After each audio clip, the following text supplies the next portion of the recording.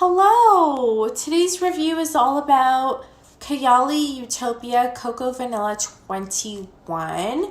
Now, the unfortunate thing about this fragrance, at least in Canada, is that you can only get it at Sephora and it's not available in stores. So if you want to try it, you have to blind buy it, which kind of sucks. I mean, I would never recommend blind buying anything because the potential for disappointment is just so high, and then it's just waste, really.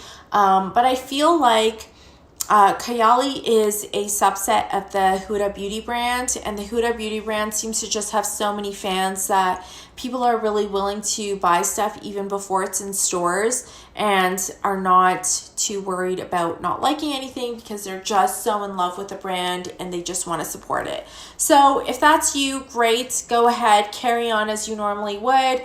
If that's not you, then I don't know if I really loved this perfume that much. I'm really having a moment where I'm a little bit obsessed with the scent of coconut. And so this was the one that I wanted to try next. This is the Vanilla Coco. It's supposed to have coconut in it.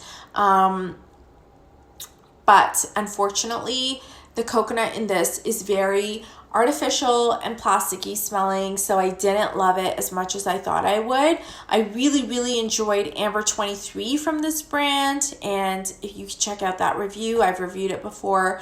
But the Vanilla Coconut wasn't really my favorite, I have to say. Now, this brand puts the notes right on the box. So the box says pear, jasmine, coconut, sandalwood, and vanilla bourbon. Thankfully, I did not get any pear from this. I think there's a little bit of a fruitiness right at the beginning, and it really is a tree fruit that you get from it, which is fine.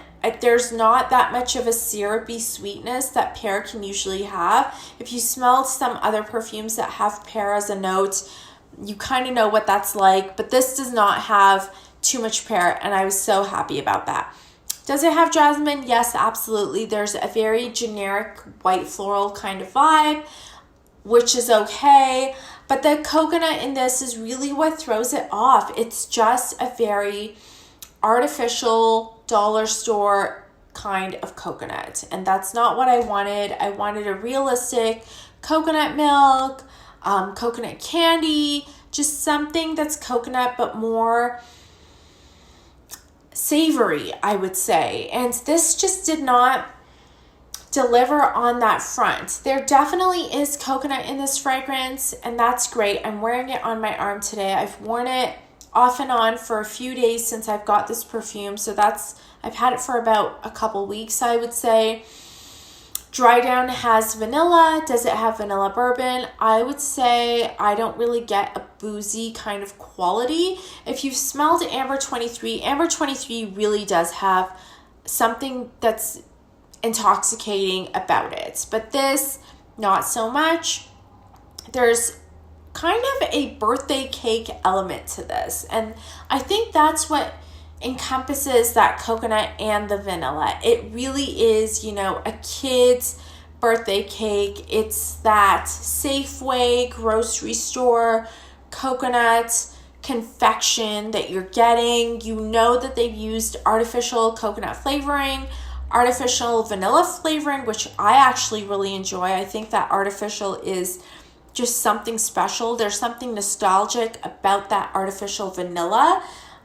Just takes you back to being a kid, I think, and eating vanilla cupcakes, and that is great.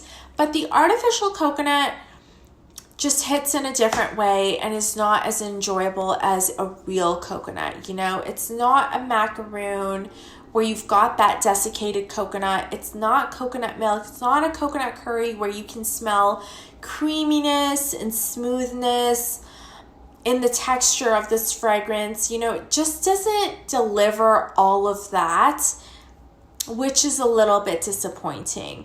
I think if you're looking for something that takes you back to when you were a kid, then yes, this is a great one to try. But if you're looking for something that's more of a mature, sophisticated coconut, white floral, vanilla fragrance, then this is not there yet. I would say it just doesn't hit the mark when it comes to smelling intoxicating in terms of the coconut vanilla. So for me, this wasn't perfect. I was a little bit disappointed in this, especially because I enjoyed the Amber 23 so much.